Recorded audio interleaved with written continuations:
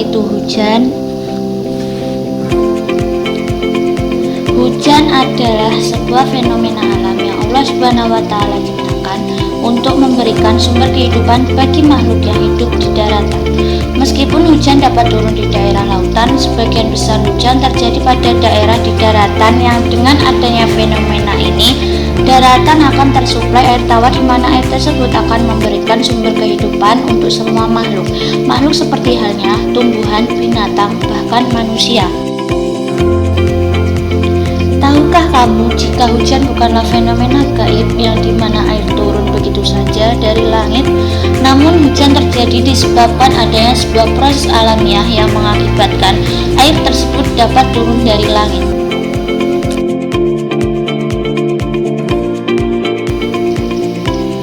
Nah, bagi kalian yang ingin mengetahui bagaimana proses terjadinya hujan, kalian dapat menyimak penjelasan secara singkat, padat, dan jelas tentang bagaimana proses terjadinya hujan yang terjadi di seluruh bumi ini. Berikut penjelasannya. Proses terjadinya hujan secara umum. Secara umum, proses terjadinya hujan dimulai dari adanya panas matahari yang mengakibatkan air di permukaan bumi menjadi menguap dan naik ke atmosfer. Uap-uap hasil dari penguapan tersebut kemudian menjadi segumpalan awan-awan kecil.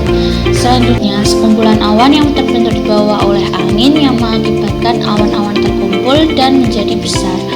Awan yang semakin besar mengakibatkan kandungan air pada awan akan semakin bertambah, sehingga ketika awan sudah tidak bisa menampung kandungan air di dalamnya, maka air tersebut jatuh ke permukaan bumi dan terjadilah hujan. Berikut penjelasan setiap tahapannya. Happy watching!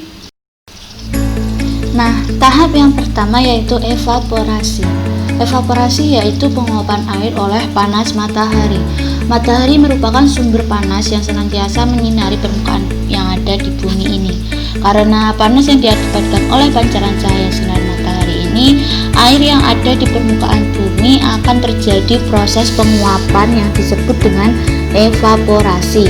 Tak hanya air di lautan yang mengalami evaporasi, seluruh benda yang mengandung air akan mengalami evaporasi seperti halnya air danau, air sungai, makhluk hidup, dan lain-lain.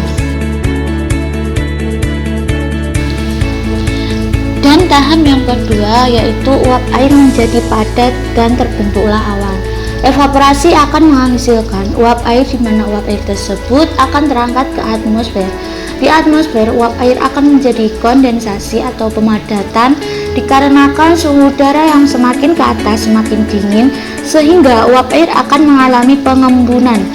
Embun yang terdiri dari sekumpulan titik air kecil ini akan bertambah banyak seiring dengan semakin pembentukan awan yang lebih besar. Di atmosfer bumi biasanya akan terjadi pergerakan angin. Angin ini bergerak dari udara yang lebih hangat menuju ke udara yang lebih dingin. Dengan adanya pergerakan angin ini, segumpal awan kecil yang terbentuk sebelumnya akan terkumpul menjadi segumpalan awan yang lebih besar sesuai dengan arah angin yang berhembus. Semakin banyak awan yang terkumpul, maka awan akan memiliki warna yang lebih gelap.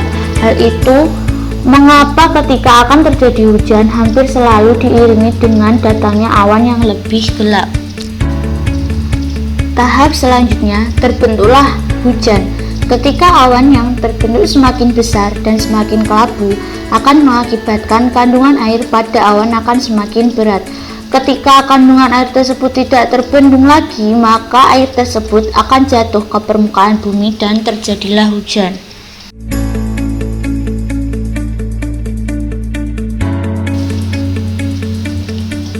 Air yang turun dari langit tersebut akan dimanfaatkan oleh makhluk hidup yang ada di daratan dan sebagian akan terserap ke dalam tanah atau menjadi air sungai yang dimana air tersebut akan kembali mengalir ke lautan.